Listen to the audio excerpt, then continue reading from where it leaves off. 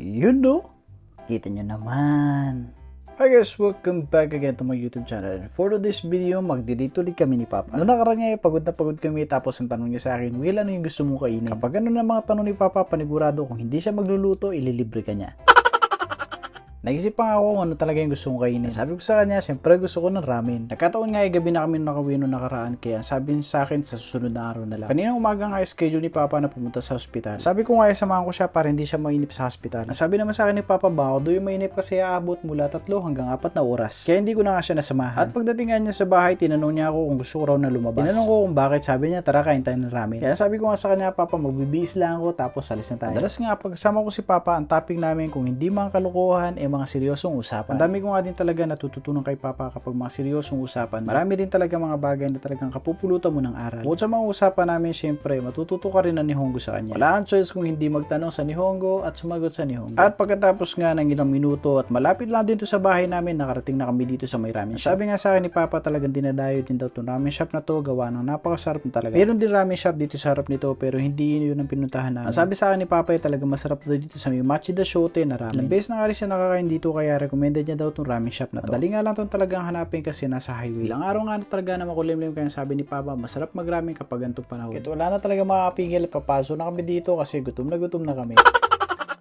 Kapag foreigner ka at lalo na kapag baguhan ka pa lang dito sa Japan, talaga mag-crave ka ng ramen. Hanap ka lang sa lugar mo talaga na may pinakamasarap na ramen shop. At ito, pagpasok nga namin, may mga nakapila na rin. Ang gandahan nga lang talaga ngayon, kapag papasok ka ng ramen shop, hindi ka nakukuhanan ng order. Ikaw na mismo yung pupunta sa vending machine para mag-order ng gusto mo. Agasis na nga lang talaga yung mga store ko kung saan ka uupo. Noong nakaraan nga, tinanong ko ni Papa kung anong lasa ng ramen na gusto ko. Siyempre, sinabi ko naman yung tonkotsu. Ang tonkotsu ramen, ito yung pinakuluan ng buto at laman ng baboy. Sakto-sakto talaga sa panlasa. Lalo na kung sasabayan pa ng gyoza or karaage. Solve talaga ang lunch mo or dinner mo kapag ganito. Ito na nga ay pumili na si Papa ng kanyang orderin. Sabi ko sa kanya, Pa, pareho na lang din sa order mo. Napaka-convenient na nga talaga dito kasi kapag pupunta ka sa ramen shop, katulad na sinabi ko kanina, pipindot ka na lang ng order na gusto mo. Dito ka na rin magbabayad at syempre dito na rin susuklian. Una, nag-serve na nga sila ng inumin para hindi mainip nga naman ng customer. At ito na nga dumating ng store crew at kinonfirm niya na yung mga order namin. Ito naman yung mga free condiments nila kapag gusto mong gumamit. Hindi ko lang alam kung ano inisip dyan ni Papa. Baka sabi niya siguro, naku, butas na naman ang bulsa ko kay Will. At ito na, pagkatapos lang ng ilang minuto, dumating na ang aming order. Nagsangkap na rin kami ng mga spices na gusto namin. Tinanong ko na nga rin kay Papa kung ano yung masarap na mga condiments na ilagay dito sa ramen. Ang sabi niya nga sa akin, bahala ka sa buhay mo, matanda ka na.